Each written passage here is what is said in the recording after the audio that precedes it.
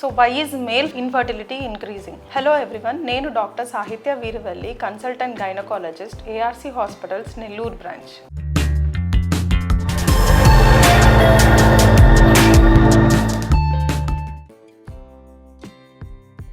మనకి ఇదివరకు చూసుకుంటే ఒక కపుల్కి ప్రెగ్నెన్సీ రాలేదు అంటే అది ఆడవాళ్ళ వల్లే రావట్లేదు అన్నట్టు ఉండేది. ఇప్పుడు అలా కాదు, ఇట్ ఈస్ ఈక్వల్. లైక్ ఆడవాళ్ళ వల్ల ఒక 40% అంటే మేల్ ఇన్ఫర్టిలిటీ కూడా ఒక 40% ఉంటుంది. మగవాళ్ళకి కూడా ఏజ్ పరంగా డిఎన్ఏ డ్యామేజ్ అయిపోయి డిఎన్ఏ ఫ్రాగ్మెంటేషన్ ఎక్కువ అయిపోతుంది. అలాగే మెయిన్గా sperm total count, motility, morphology is important.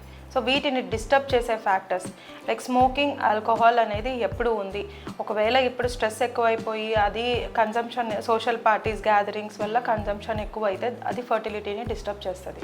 అలాగే ఒబేసిటీ, లైక్ ఎక్కువ వెయిట్ అనేది ఎక్కువ ఉండడం వల్ల మెటబాలిజం అంతా డిస్టర్బ్ అయిపోయి ఫైనల్గా స్పర్మ్ క్వాలిటీ డిస్టర్బ్ అవుతుంది. అండ్ ఇదివరకు మ్యాన్ మేడ్ వర్క్ ఉండేది, అంటే లైక్ బయటకు వెళ్ళి పని చేసుకొని వాళ్ళ ఫిజికల్ యాక్టివిటీ ఎక్కువ ఉండేది. ఇప్పుడు కంప్లీట్లీ రెస్ట్రిక్టెడ్ టు డెస్క్సే, లైక్ కూర్చొని పని చేసుకొని ఒక్కొక్కసారి నైట్లో ఎక్కువసేపు స్లీప్ డిస్టర్బ్గా పనిచేసి దీనంతటి వల్ల మనకి క్వాలిటీ అనేది డిస్టర్బ్ అయిపోతుంది. అండ్ టైట్ ఇన్నర్స్, అలాగే జీన్స్, వీటి వల్ల స్క్రోటల్ టెంపరేచర్ అనేది పెరిగిపోయి స్పర్మ్ క్వాలిటీ డిస్టర్బ్ అవుతుంది. అలాగే ఎండోక్రైన్ డిస్రప్టింగ్ కెమికల్స్, అంటే మన బాడీలో హార్మోన్స్ని మిమిక్ చేసే కెమికల్స్ అనమాట బయట నుంచి, లైక్ ప్లాస్టిక్స్, పెస్టిసైడ్స్, హెర్బిసైడ్స్, ఫ్రేగ్నెన్సెస్, ఇవన్నీ బాడీలో టెస్టోస్టిరాన్ని, ఈస్ట్రోజన్ని మిమిక్ చేసి వాటిని మిమిక్ చేయడం వల్ల హార్మోన్ ఇంబ్యాలెన్స్ వచ్చి మనకి ఇన్ఫర్టిలిటీ అనేది పెరుగుతుంది.